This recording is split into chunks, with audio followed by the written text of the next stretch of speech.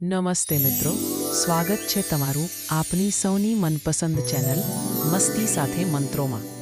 આજે અમે તમારા માટે લાવ્યા છીએ એક મજેદાર અને બોધપ્રદ વાર્તા, હાથી અને કીડી. તો ચાલો મસ્તીની સાથે શરૂ કરીએ આજની વાર્તા. એક મોટું જંગલ હતું. આ જંગલમાં ઘણા પ્રાણીઓ રહેતા હતા, પણ આ જંગલમાં એક હાથી રહેતો હતો, જેને પોતાની શક્તિ પર ખૂબ જ ગર્વ હતો. તે હંમેશા બીજા નાના પ્રાણીઓને હેરાન કરતો હતો. હું આ જંગલનો સૌથી શક્તિશાળી પ્રાણી છું. કોઈ મારી સામે ટકી ન શકે.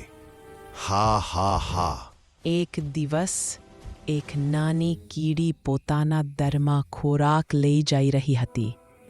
ત્યાં જ પેલો તોફાની હાથી આવી ચડ્યો. એ નાની કીડી ક્યાં જાય છે?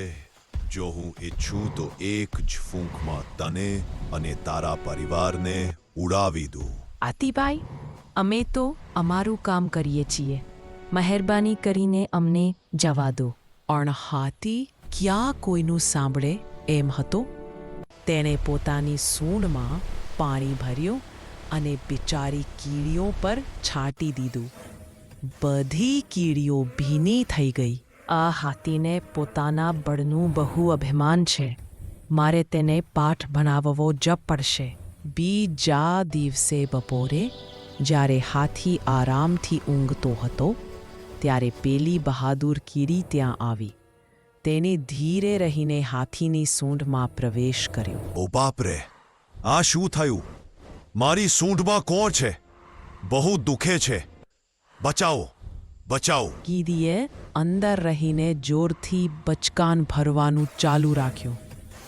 હાથી દર્દથી તરપડવા લાગ્યો.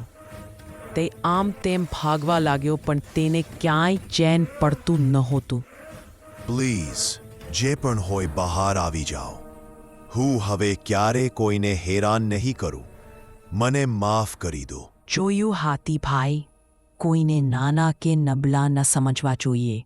જેમ તમે તમારી તાકાતથી બીજાને ડરાવો છો, તેમ એક નાની કીડી પણ તમને રડાવી શકે છે. મને માફ કરી દે બહેન. હવે હું સમજો કે શક્તિનો ઉપયોગ બીજાની મદદ માટે કરવો જોઈએ, હેરાન કરવા માટે નહીં.